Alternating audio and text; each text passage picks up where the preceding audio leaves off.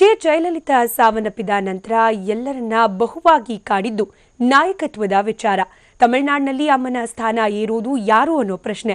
ಮೊದಲು ವಿರೋಧ ಎದುರಾದರೂ ಆ ಸ್ಥಾನವನ್ನ ಆವರಿಸಿಕೊಳ್ಳೋಕೆ ಶಶಿಕಲಾ ಎಲ್ಲ ಪ್ರಯತ್ನಗಳನ್ನು ಮಾಡ್ತಿದ್ದಾರೆ. ಈ ಮಧ್ಯೆ ಅವರಿಗೆ ಟಕ್ಕರ್ ಕೊಡೋಕೆ ಮತ್ತೊಬ್ಬ ನಾಯಕಿಯ ಉದಯವಾಗುತ್ತಾ ಅನ್ನೋ ಕುತೂಹಲ ಕಾಡ್ತಿದೆ.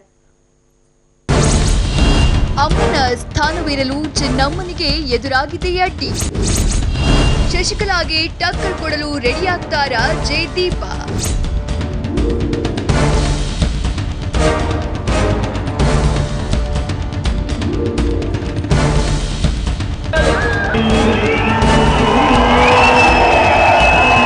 ಇದೇ ದೃಶ್ಯ ಈಗ ಇಂಥದ್ದೊಂದು ಪ್ರಶ್ನೆಯನ್ನ ಹುಟ್ಟುಹಾಕಿರೋದು.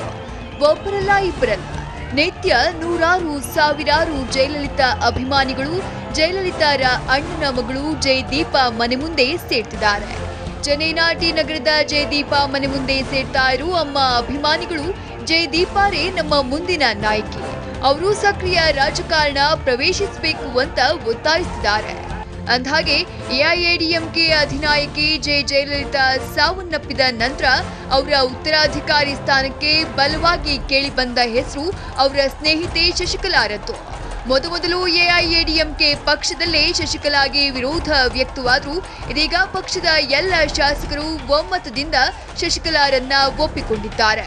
ಅವರು ಪಕ್ಷದ ಪ್ರಧಾನ ಕಾರ್ಯದರ್ಶಿ ಹುದ್ದೆ ಏರಿದ್ದೂ ಆಗಿದೆ. ಪನ್ನೀರ್ ಸೆಲ್ವಂರನ್ನ ಕೆಳಗಿಳಿಸಿ ಅವರೇ ತಮಿಳುನಾಡು ಸಿಎಂ ಆಗ್ತಾರೆ ಎನ್ನುವ ಮಾತುಗಳು ಕೇಳಿ ಬರ್ತಿವೆ. ಈ ಮಧ್ಯೆ ಅಮ್ಮ ಅಭಿಮಾನಿಗಳು ಜಯದೀಪಾಗೆ ಜೈಕಾರ ಕೂಗ್ತಿರೋದು ಕುತೂಹಲಕ್ಕೆ ಕಾರಣವಾಗಿದೆ.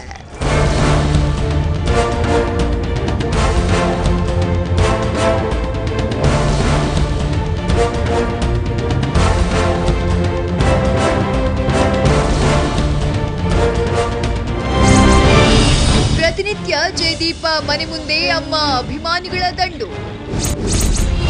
ಸಕ್ರಿಯ ರಾಜಕಾರಣಕ್ಕೆ ಕಾಲಿಡ್ತಾರಾ ಜಯಲಲಿತಾ ಸೊಸೆ?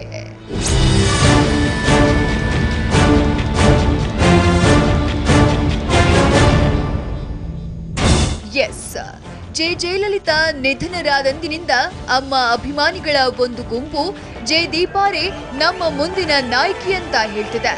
ನೋಡಲು ಜಯಲಲಿತಾರಂತೆಯೇ ಇರೋ ಜಯದೀಪ ಸಕ್ರಿಯ ರಾಜಕಾರಣಕ್ಕೆ ಬರಬೇಕು ಅಂತ ಪ್ರತಿನಿತ್ಯ ಒತ್ತಡ ಹೇರ್ತಿದೆ.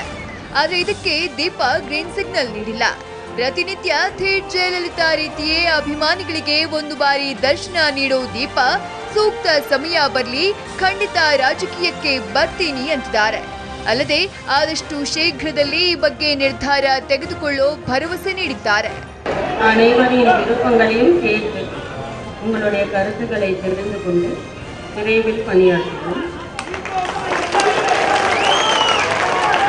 ಒಟ್ನಲ್ಲಿ ಶಶಿಕಲಾ ಎಐಎಡಿಎಂಕೆ ಮತ್ತು ತಮಿಳುನಾಡು ಸರ್ಕಾರದಲ್ಲಿ ಸಂಪೂರ್ಣ ಹಿಡಿತ ಸಾಧಿಸಲು ನೋಡ್ತಾ ಇರುವಾಗಲೇ ಜಯ ಬೆಂಬಲಿಗರ ಈ ಒತ್ತಾಯ ಭಾರೀ ಕುತೂಹಲ ಮೂಡಿಸಿದೆ.